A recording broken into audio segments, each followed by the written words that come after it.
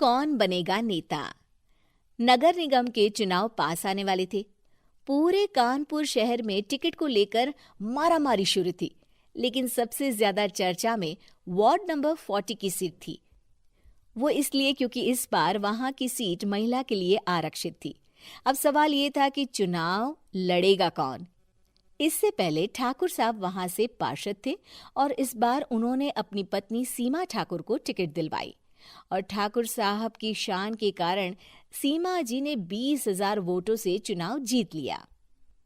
अरे बधाई हो सीमा भाभी, अब तो आप वार्ड की पार्षद बन गई हैं। अब तो हमारे काम आप ही करवाएंगी। अरे ये तो सिर्फ नाम की पार्षद बनी है, वो तो महिला सीट आ गई, वरना पार्षद तो मुझे ही बनना था।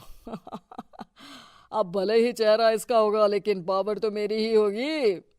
अरे वाह भाई साहब, क्या दिमाग लगाया है आपने भी। आइए आप लोग, खाना लगा दिया है सबके लिए। सीमा जी पार्षद बन चुकी थीं, फिर भी उनकी एक ना चलती। सारे काम ठाकुर साहब खुद ही संभाल लेते और जहां जरूरत पड़ती वहां सीमा जी का अंगूठा लगवा लेते।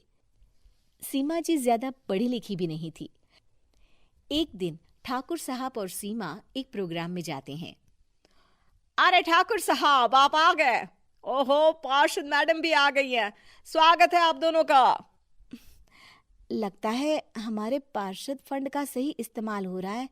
चलिए अब उद्घाटन करते हैं। ये लीजिए ठाकुर साहब कैची, आप ही सबसे पहले प्रवेश कीजिए।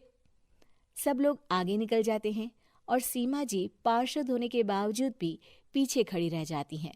वो देखती हैं कि वेलकम बोर्ड पर उनका नाम है, लेकिन महिला होने के कारण कोई उनका सम्मान नहीं कर रहा।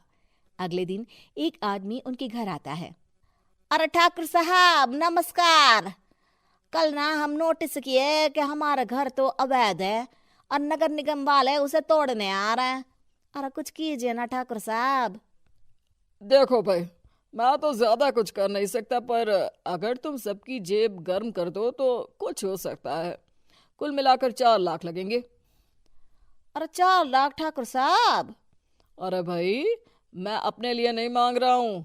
दरोगा है, इंजीनियर बाबू है, बड़े साहब है, सबको देना पड़ता है ना थोड़ा थोड़ा।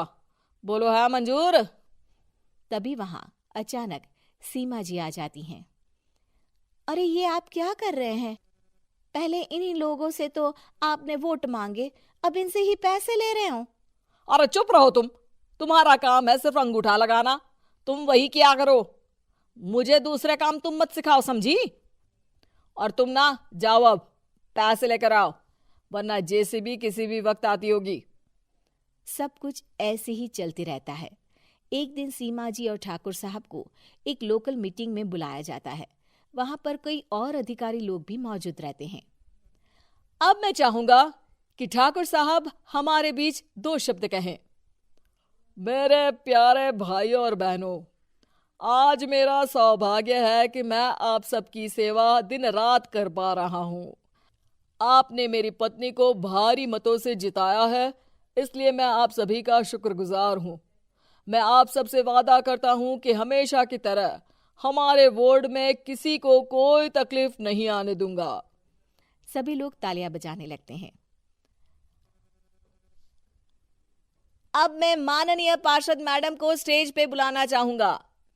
अपने नाम को बुलाया सुनकर सीमा जी एकदम चौंक जाती है। उन्हें बिल्कुल उम्मीद नहीं थी कि इतनी बड़ी जगह उन्हें मंच पर बुलाया जाएगा। जैसे तैसे वो मंच पर चढ़ती हैं।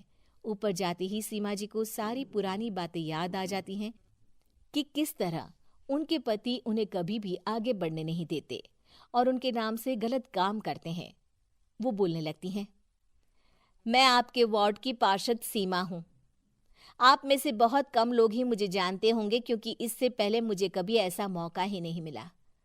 सारे मौके मेरे पार्षद पति यानी आपके ठाकुर साहब ही लेते रहे, लेकिन आज ये मौका मुझे मिला है तो मैं इसे ऐसे ही नहीं जाने दूंगी। मैं आपको ये बताना चाहती हूँ कि आपके ठाकुर साहब मेरे नाम की आड़ में गैर कानूनी काम करते हैं, जिस पर अंगूठों के निशान मेरे होते थे। इसीलिए मैं अपनी गलती मानती हूँ और आज अपने पद से इस्तीफा देती हूँ, ताकि आगे से कोई गलत काम ना हो पाए।